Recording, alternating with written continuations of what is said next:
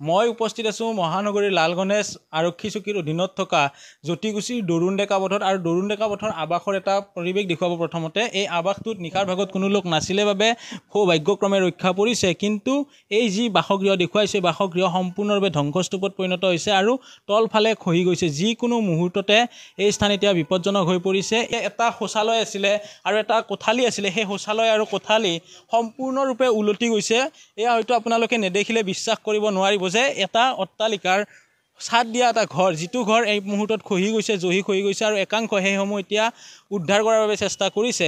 উল্লেখ কৰিছে যে জ্যোতিকুছিৰ লাল গণেশৰ আৰক্ষী থানাৰ ওদালবাক্ৰা আৰক্ষী থানাৰ অধীনত থকা আৰক্ষী চকীৰ পৰা একেবাৰে ওচৰত প্ৰায় 100 মিটাৰ আঁতৰত এই ধৰণৰ ঘটনা সংঘটিত হৈছে। সমীপতে জ্ঞান স্কুল আছে আৰু এই গোটেই ঘটনা সংঘটিত হৈছে যে সন্মুখত যি দুটা প্লট দেখিছিলে সেই দুটা এটা সময়ত পাহাৰ আছিলে, অবাধে সেই পাহাৰসমূহ কটাৰ বাবে এই ধৰণৰ ঘটনা সংঘটিত হৈছে। দৃশ্য চালে অনুমান কৰিব যে এক ভয়ংকৰ ভূমিস্খলনৰ ঘটনা, য'ত এটা ঘৰ ছাদ দিয়া ঘৰ সম্পূৰ্ণৰূপে উলটি গৈছে। এই দৃশ্য চাই অনুমান কৰিছে আৰু আমি প্ৰথম পৰ্যায়ত দেখুৱালোঁ যে সেই স্থানত থকা যি ঘৰ আছিলে ঘৰৰ চৌহদৰ সকলো সা সামগ্ৰী খহি গৈছে বা ভাঙি গৈছে। ইয়াত দৰুণ ডেকা পথছোৱাৰ বাসী আৰু তেখেতসকলৰ ইয়াতে যিকেইটা ঘৰ আছে, আজি নিশাৰ ভাগত যদি বৰষুণ আহে সেইকেইটা ঘৰো হয়তো খহি যাব পাৰে।